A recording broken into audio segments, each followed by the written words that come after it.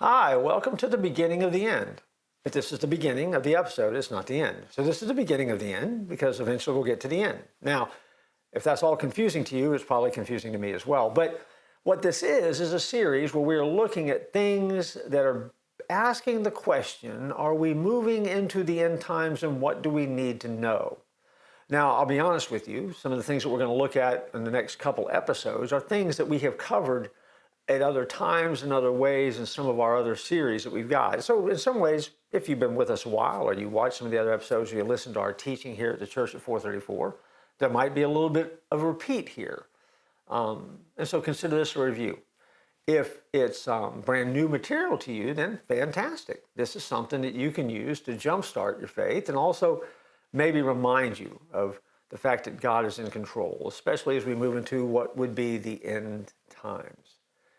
We start by asking a question and we just give the answer. And so the question today, what events will take place in heaven after the rapture?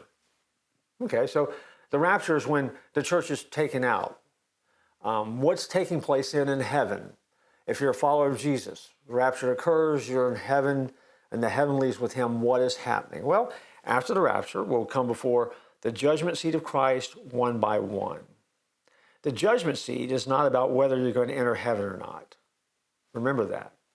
You're already there. And so you're not going to stand at the judgment seat and God's going to boot you out. It will be a time to give an account of the works that we've done on earth and a time where you'll be rewarded accordingly. We'll be assigned places of authority in the coming millennial kingdom based upon our faithfulness to God when we were on earth, as well as looking at the influence that we have left behind. 2 Corinthians 5:10 says this, "For we must all appear before the judgment seat of Christ, that each one may receive the things done in the body according to what he has done, whether good or bad." And so after the rapture, you're going to stand at the judgment seat of Christ, and you'll stand there alone.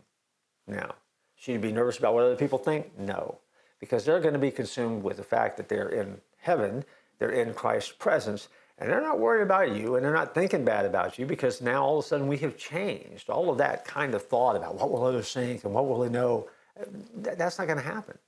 This is that moment where you stand before that judgment seat of God, and he rewards you for the things that you've done, and then assigns what the next phase of work for you to do is in the coming kingdom. That happens after rapture.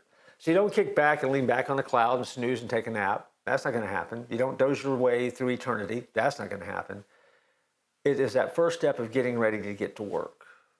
And so, as we think about the beginning of the end, that event will happen for you if you're a follower after the rapture occurs. We'll keep digging deeper and look at a few more things that we need to know about the rapture as we continue in this series. Until next time.